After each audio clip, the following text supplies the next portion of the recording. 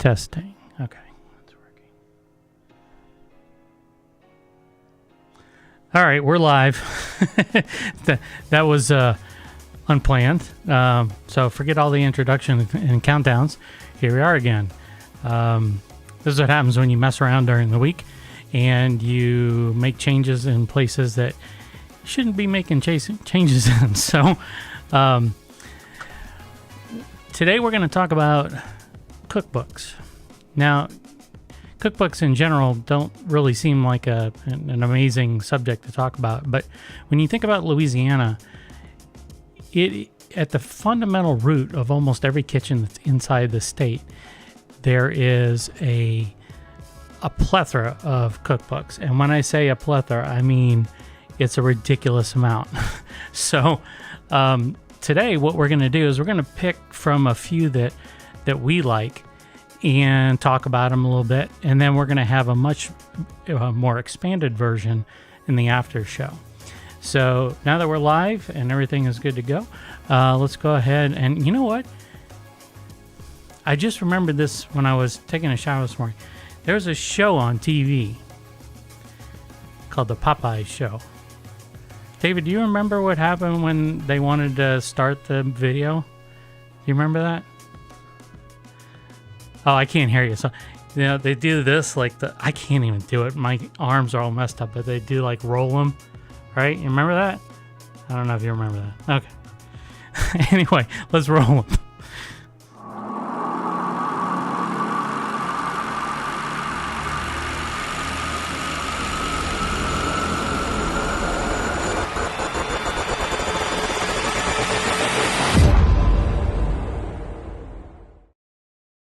Louisiana.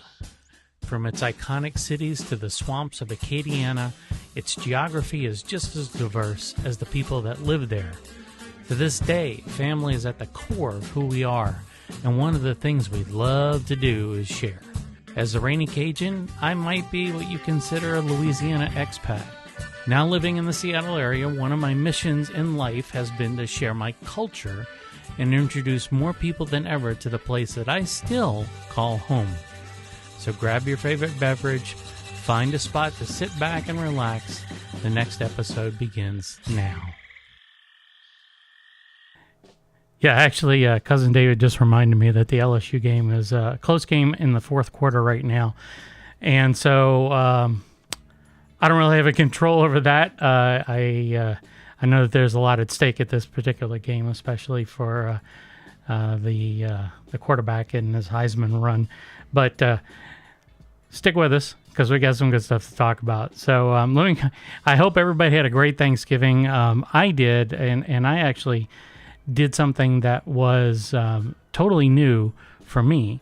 In doing some research for these books, I ran across a recipe for this dish that I remember when I was growing up called spinach madeleine, and I'll have a video that shows us making it. But it actually is one of the more popular recipes from the books that we'll be discussing today.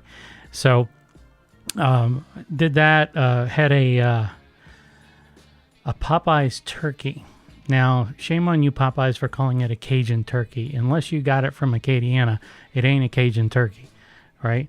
And so if you, but that said, it was, if you're, not of the cooking type or you don't want to go through the whole process, it actually turned out quite nicely. The seasoning was good, just the overall flavors, juiciness, and it cooked in 2 hours, which was awesome.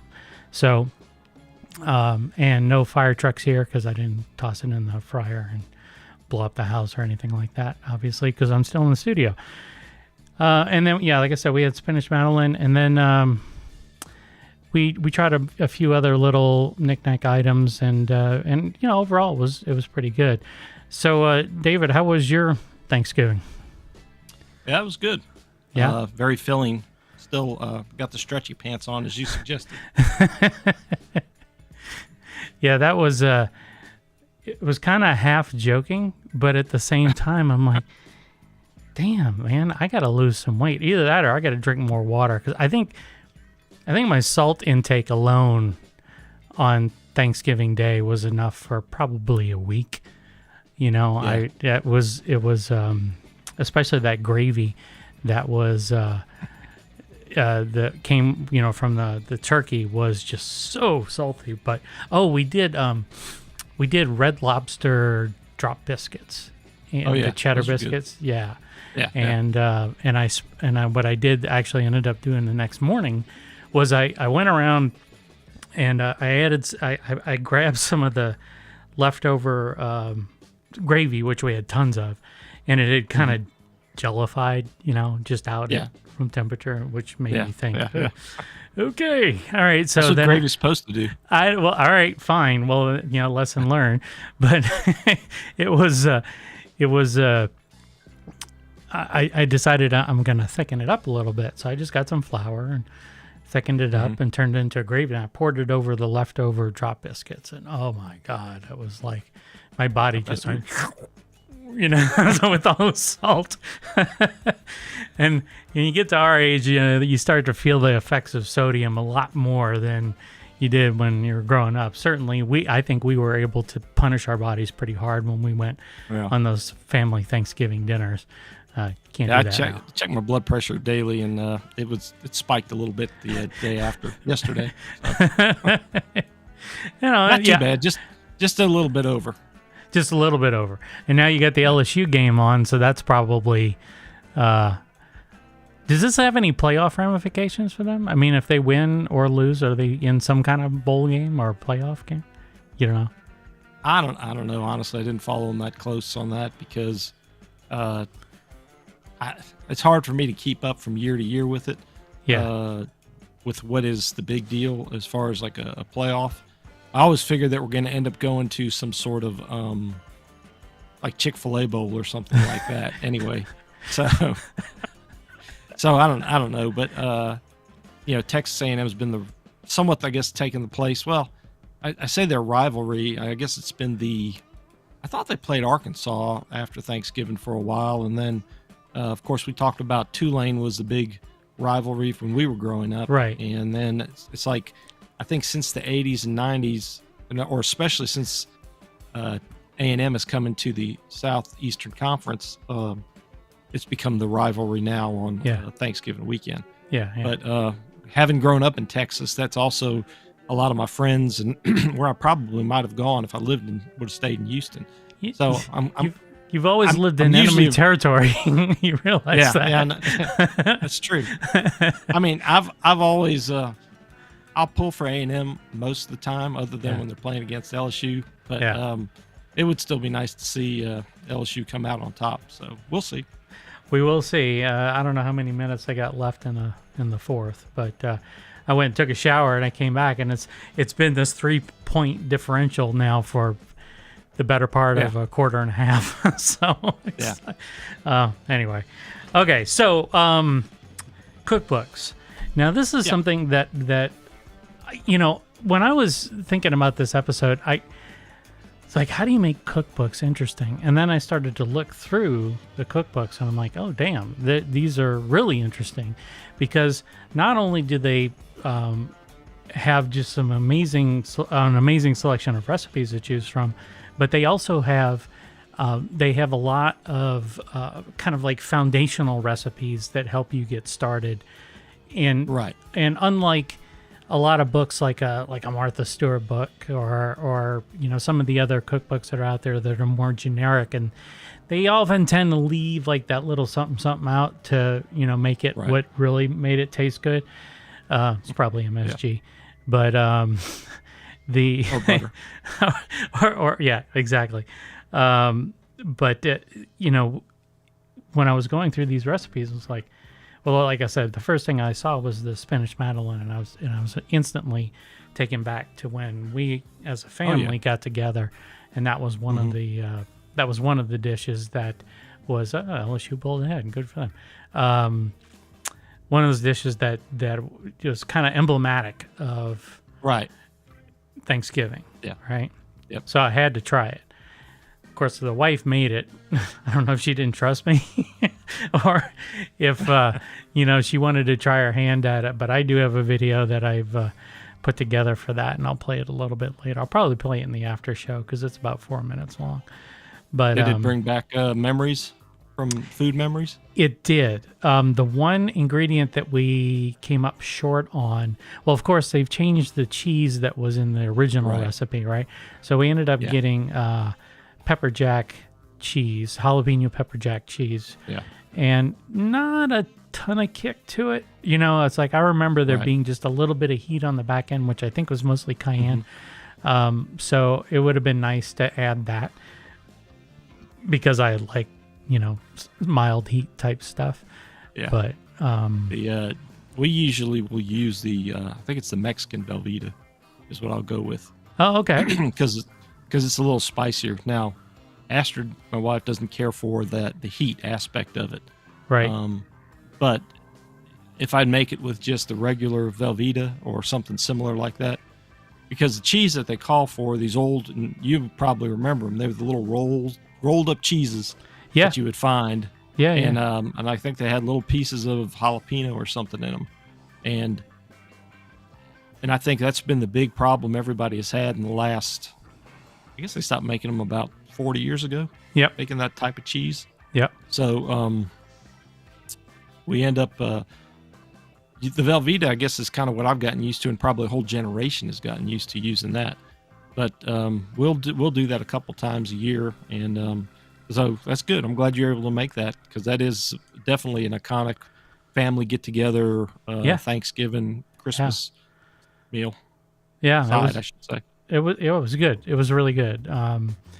I think the kids were. I had one kid that was really into the spinach madeleine. Everybody else was. Yeah. It's veggies. It's green. But I like it. I mean, I even liked it when I was a kid. So, speaking of veggies, I'm sporting your Melaton shirt. Yeah. Thanks for sending that over. That's this is a cool shirt. I probably will have to explain to every single person who sees the shirt what the hell this is, but that's okay. That's okay. It's time to educate. That's a good color for you. It's it's definitely. I'm trying to think of all the states that we've sent them to, because we've got different people throughout the U.S. who've supported and donated for the cause. And of course, you'll see a lot of it in Louisiana. I wore mine last week to the gumbo cook-off, or not gumbo cook-off, fundraiser that we held here in Mobile. So I was wearing mine. I actually had a couple of people come up and say, I tried making those. They didn't come out right. They were too tough. Well, so did you parboil it? No. So there's a little bit of an art to it. I think speaking of cookbooks, a Melaton cookbook might be in order for you. Just saying. Maybe. Just saying. I've thought about it, so it may be. You never know. No, just trust me. I've written 4 books, something like that. It is hell on earth. It sucks all the remaining time that you have in your life out, and it's cool and all, but it's the thing is that like with a lot of the other cookbooks, the Louisiana cookbooks, is that the ones that are plastic spiral bound look like it was made by somebody at their house. I know that one of the ones three of the ones we're going to talk about today, I'll have that plastic spiral bound from the Junior League, and I think that's cool. These hard copy books, I'm like, how do you flip that open on your countertop, except you have to go and break the spine. So anyway, so you know what, I wanted to show your video of what you ate, and maybe you can describe it a little bit. Sure, because it looked really good, and you did cook a turkey in a different way. Ours than was I'm used to. and I'm going to preface it that my wife did all the cooking other than the turkey. Okay. And she's German, but she has basically a step grandmother that was from Mississippi. So ours is a South Mississippi style Thanksgiving, but I'm not quite sure where our friend who gave us this recipe for the turkey, which we just do the turkey breast because it's a little easier, not having a lot of extras in our case. Yeah. But yeah, I'll be happy to explain what I did there. Okay, cool. Well, let's fire it up. Let's roll on again. Yeah. Okay. All right. So there's the turkey. It's in a brown paper bag, and you basically, there it is. It's all finished, but it's basically salted, peppered, granulated garlic, and all that. And then I put paprika and olive oil. I mean, not olive oil, peanut oil. And you do the inside of the bag, and you do the outside of the turkey, and you basically, it's about 4 tablespoons of paprika and a cup of peanut oil. And you just slather the whole thing on the inside, outside, and the bag, and you seal it up. And it takes like 20 minutes a pound to do this. Huh. And that was about an 8.5 pound bird or breast, and it came out fine. It came out perfect. And we've been doing this for probably 22 years now. Wow. And it's the only way, and it makes a lot of gravy too. How's the skin? Is it crispy? Is it kind of half and half, or? Yeah, half and half. I mean, Yeah. it's not as crispy as if you just roasted it Right. covered. Right. Which I would have preferred because I like a crispy poultry skin. Sure. But in this case, it really wasn't that crispy. Some of the edges are.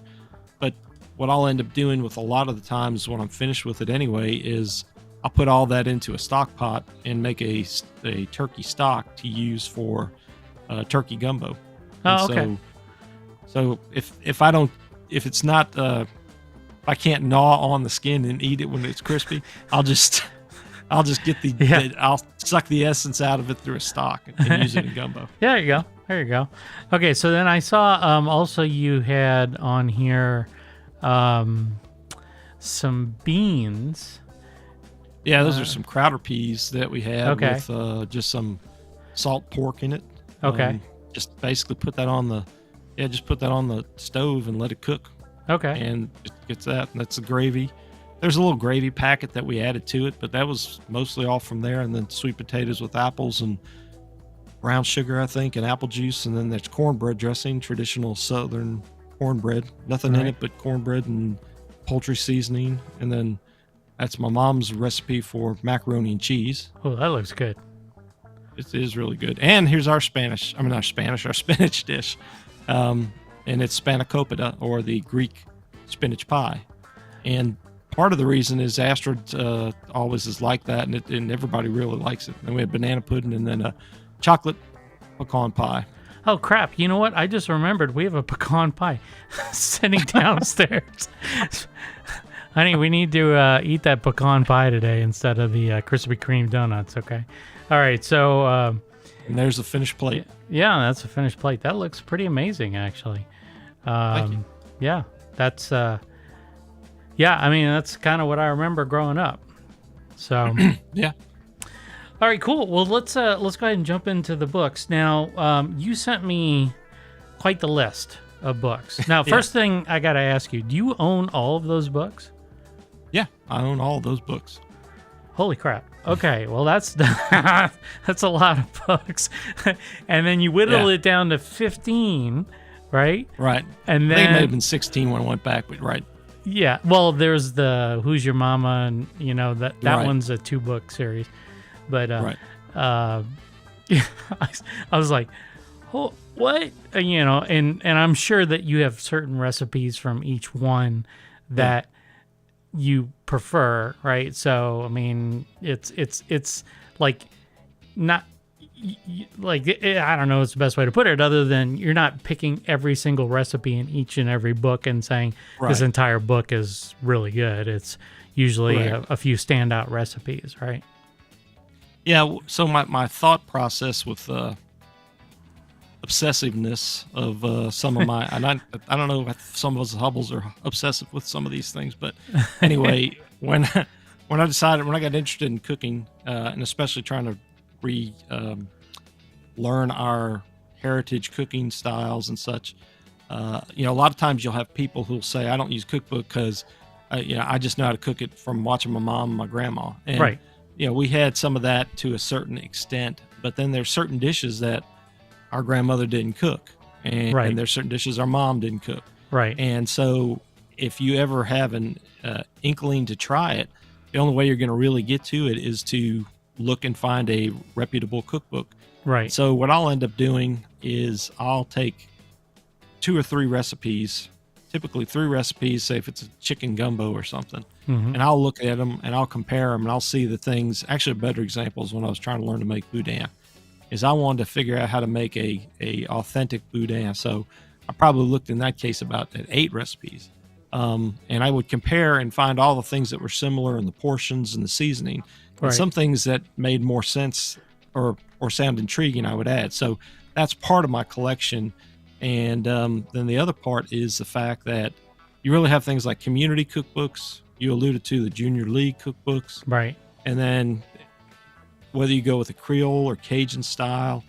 And then, of course, you could have them by chefs or restaurants.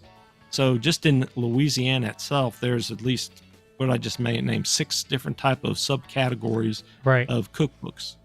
So depending upon some of that, some were gifts, some were things that I wanted to learn, like from Vacherie. There's some church cookbooks I wanted to get. Yep. So I'd get those just to see the spin that different communities would put on it.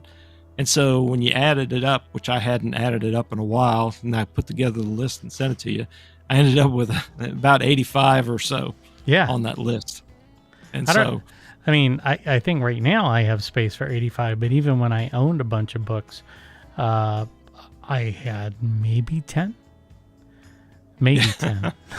So, well, we've got even more with a couple of German, Italian, and a couple of other books. So we probably have between the two of us 100 cookbooks easily. And she keeps telling me I need to stop for some reason, but you know what? I could think of much more expensive habits or hobbies to have, right? Exactly. Yeah. So, I mean, me with flying and, obviously with all this studio stuff, this wasn't gifted to me. So it did cost some money. But the,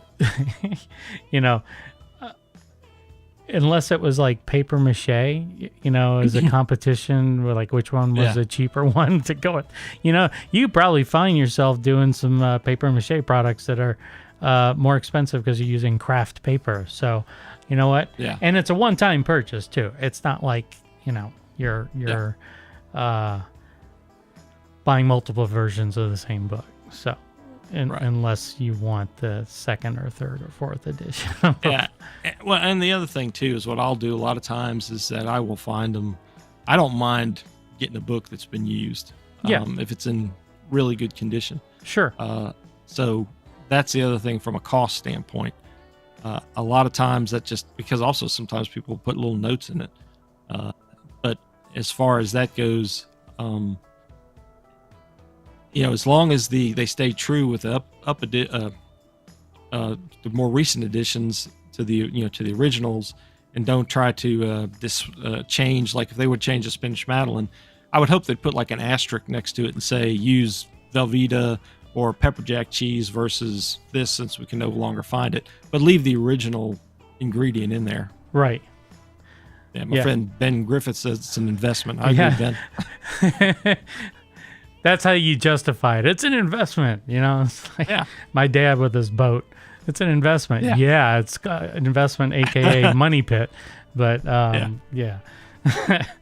All right, cool. Well, let's dive into. So we've got the books here, and I did categorize them for us. So we've got the Junior League books, the Creole books, Cajun books, and then kind of the, like you said, just kind of a mishmash. It's a bunch of stuff going in there. So, first and foremost, we've got this talk guy. About good that's the from the Lafayette Junior League. Right. It's now a lot of these, they all have a lot of good group of recipes, anywhere from appetizers all the way through desserts. Mm-hmm. And in this case, what you'll have, for people who aren't aware, Junior League is a group of women that do a lot of, I guess, civic or community-minded type of activities, and they oftentimes will have fundraisers every, 10 or more years. But at least the ones I'm familiar with in South Louisiana and Mobile, they'll put together a community cookbook with a lot of the members creating or giving their recipes, or even getting them from certain restaurateurs or such, or famous other notables. So Right. this one's from Lafayette. It's just a good all-around cookbook. I had made some little notes. I have to look over here to the side just to kind of tell you. That's like 450 pages, and it was written back in 1967. It's got a good section on like Mardi Gras and Mexican recipes. No kidding. And okay. yeah, and I went through I did a little bit more research and found that they have 2 Meliton recipes in that book. So you may detect a theme in my review here. Okay, fair enough. So then the so let's just keep going here, because we're Yeah. you know, we've got other ones to discuss. So let me see if I can get my little thing going here. There we go. So You got the Frank Davis Seafood Notebook. Yep. I kind of put this under sort of a Creole. Frank was a notable. You and I grew up watching him on WWL television in New Yep. Orleans or on the radio. He started out doing the outdoor show, and I think he had worked as a for the fishing. What do you call it? Wildlife and fisheries for a while. Yep. And he became basically kind of a TV notable person. But this book came out around, I think it was 82 or 83. And what's really good about it is that he categorized, it's not a lot of pictures and it's not a lot of stories, but what he has is a description of the different type of fish and some of the different ways of preparing it. And it's the book I always go back to if I'm boiling seafood or making a cocktail sauce. Yep. And so it's just it's probably one of the first ones I owned as far as a cookbook. And it's just very solid, like I said, in seafood. And even back then, he even had recipes for alligator back in the early 80s. Huh. So that's one of the ones that I'll reference a lot of times.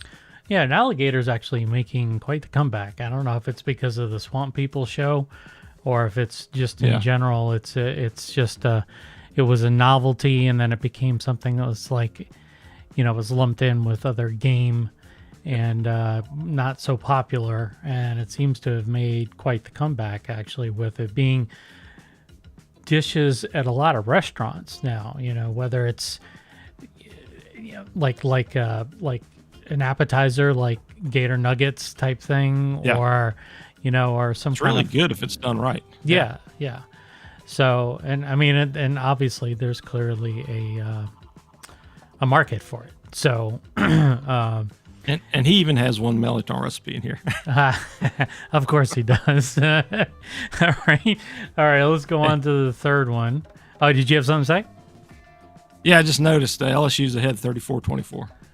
Oh, nice. Okay. Keep our fingers crossed. Yeah, with 8:25 left in the fourth quarter. Okay. Okay. You think we're biased here? No, not at all. Yeah. All right. Well, I don't know. You can see my background. Yeah, I know, right? Well, it's a little miniature right now. It's like a postage stamp size at the moment, but we'll switch back to it later. Okay, so Justin Wilson's cookbook. Now, Justin Wilson, he came before Frank Davis in terms of TV personality, right?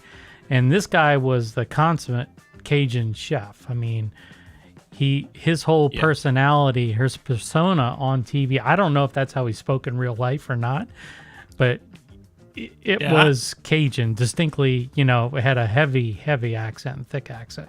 Yeah, there's a lot of contention with certain people that he was doing more of a caricature than he was the real thing, because he that was, like you said, you and I grew up PBS TV.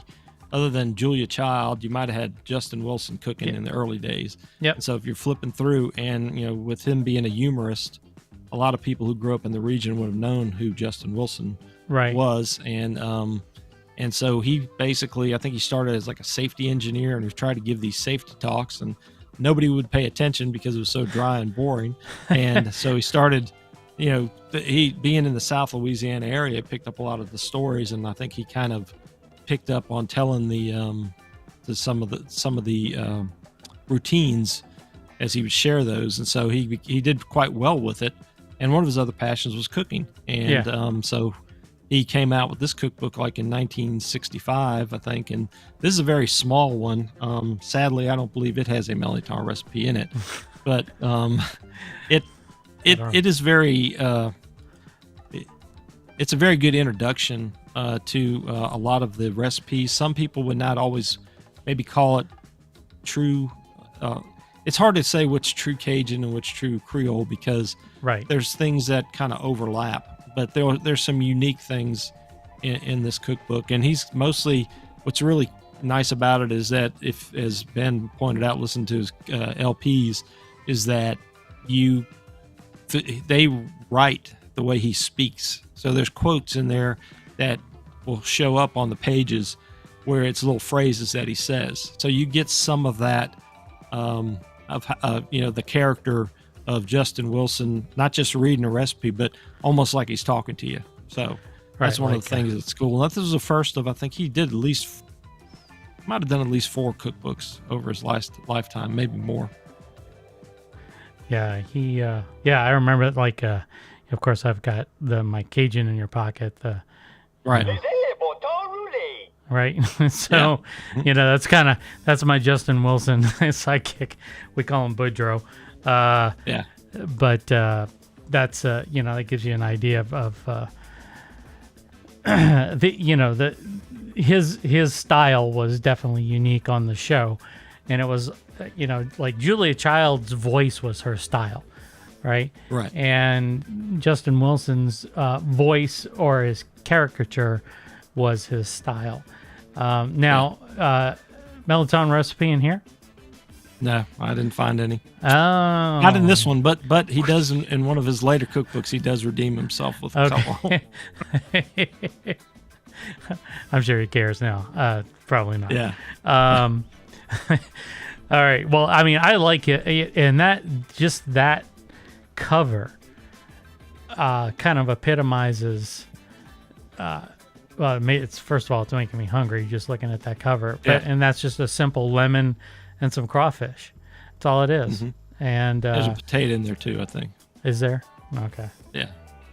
But one of the things I'll say is that I went back and watched his shows on YouTube after many years, because when we were kids, especially growing up in Texas, if I ever saw it on PBS, that was kind of a tie back to Louisiana, and so they were entertaining. But then the recipes looked pretty good to begin with. His other famous signature ingredient was Sauternes wine that he would cook with. But there, when I watched him after doing a lot more cooking within the last several years, he would give these little hints. And if you listened and paid attention, you realize he really knew what he was doing. And there's things that I picked up. And this particular one I'm thinking about in general is like when you're putting your roux together, or putting your gumbo together after you put your trinity with your roux. He talks about adding your garlic, and he says, don't add your garlic until you have all these other ingredients, because otherwise you can roast your garlic, as opposed to if you've got enough liquid and stuff in there, then the garlic will not get too roasted and you'll keep it in that form. So just those little tidbits there that if you listen closely, you'll pick up on, just like learning from a friend or a relative. Sure. Cook. Yeah. Huh.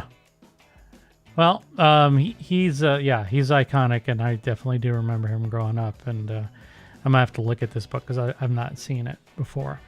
But okay, let's move on and talk about. Let's see. Come on, there we go. Now this is one I'm not familiar with. Yeah, this is a newer one. Okay.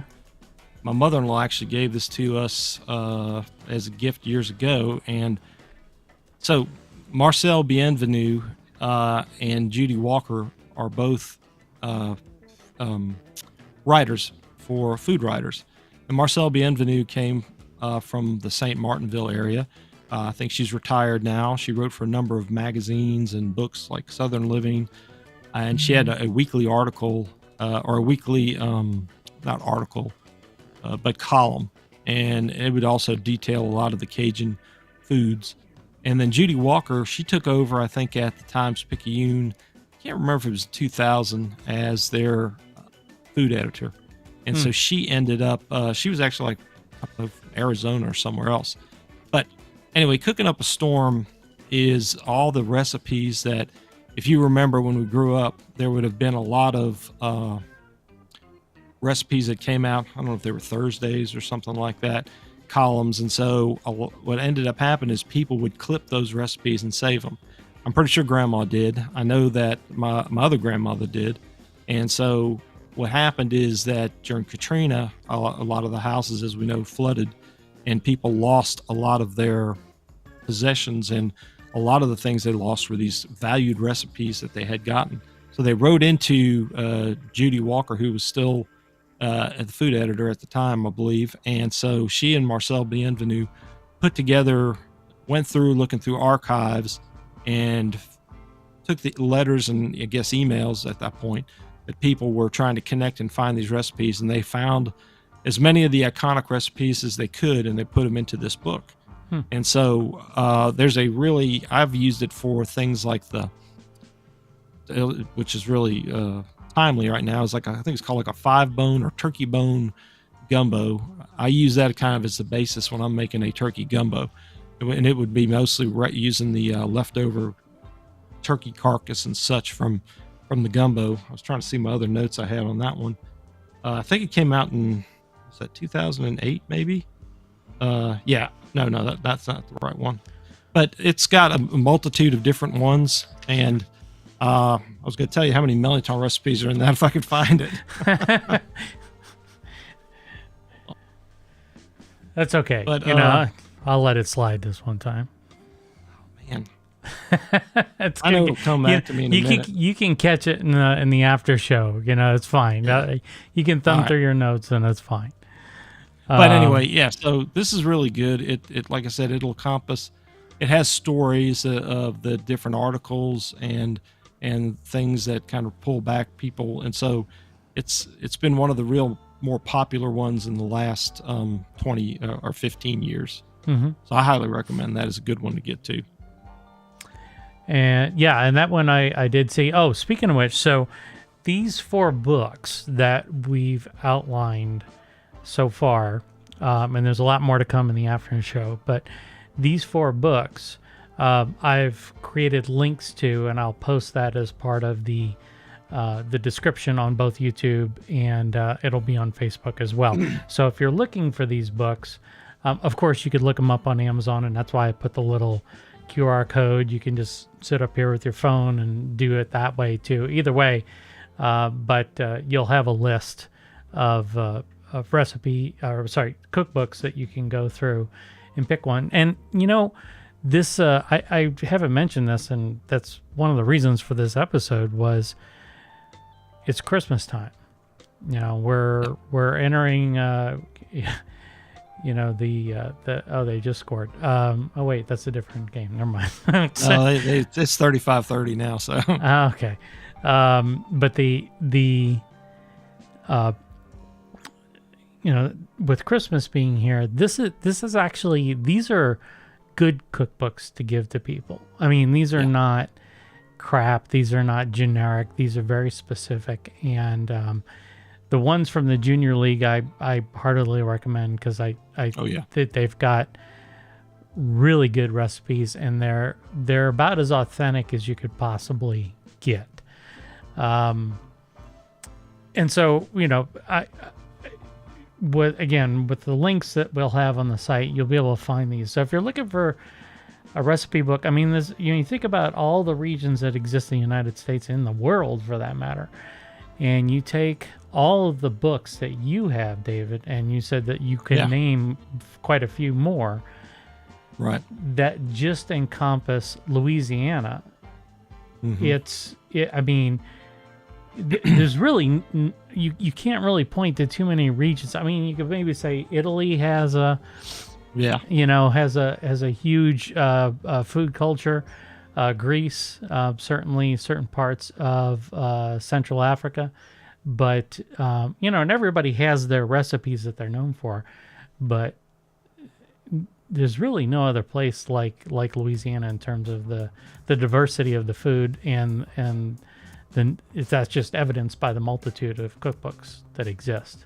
Yeah, and as you're saying that, you had me thinking about the fact that even though referencing Cooking Up a Storm had a lot of newspaper, think about the people who had handwritten recipes from their grandmothers or grandfathers and lost those. Right. And all you've got now really is a food memory and maybe a rough outline of how they were made.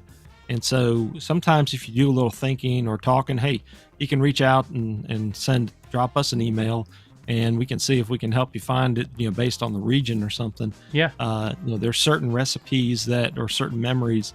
And so certain cookbooks may come close. They may not be exact, but then you can pair that with your food memory, then you may end up with coming up with something pretty close to what your grandmother had. Yeah, definitely. Okay, cool. Well, we are at about 45 minutes, so we're going to wrap it and go into the after show. I think I need to make myself some spinach Madeleine to eat while we're talking. So give us a couple of minutes. We'll be back. This live stream will end, and then a new live stream will start, both here on Facebook and YouTube. So if you would do us a huge favor, though, I really appreciate it on your way out the door. Like and subscribe. If you're on Facebook, go ahead and like it. It just helps. It helps the channel. It helps us grow. And nothing makes us feel, gives us the warm and fuzzies better when we know that we're giving you guys content that you can appreciate. So thanks for being part of the live show today. David, thank you for your insight. You certainly went above and beyond what I was expecting, and now I got to get to it and maybe use the rest of my Christmas budget to load up on some books now. So I can't tell if the wife's watching or not. So, well, you just leave it around to drop the hint on the list around there, and I guess we'll get into the other. The other would have. I guess we got 12 or 10 or so left going forward. So we definitely have passed the end of the fourth quarter to discuss. So all right, we'll be back. Thanks again to everybody joining. Really appreciate it, David. Again, thank you, and we will see you guys in the after show, and look forward to seeing you back here next week live at 11:30 a.m. Pacific Standard, 1:30 p.m. Central Time. All right. Take care, everybody. All right.